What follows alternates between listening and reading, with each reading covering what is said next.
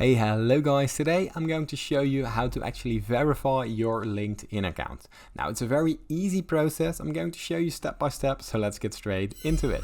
Now the first thing that you want to do is open up your preferred browser and head down to linkedin.com. From there you want to sign in and go to the top right corner where Me appears. Now this is a drop down menu with your profile picture, and here you go to view profile. Now from out your profile you see your name. Now right beside your name is the verify now option. Now simply click it, and what this will do, it will show you a QR code. Now in this QR code, what you need to do, you need to grab your mobile device, scan the QR code with your camera application, and from there it will take you to the process of actually verifying your account in LinkedIn. Now follow the cues given by LinkedIn and your account will be verified.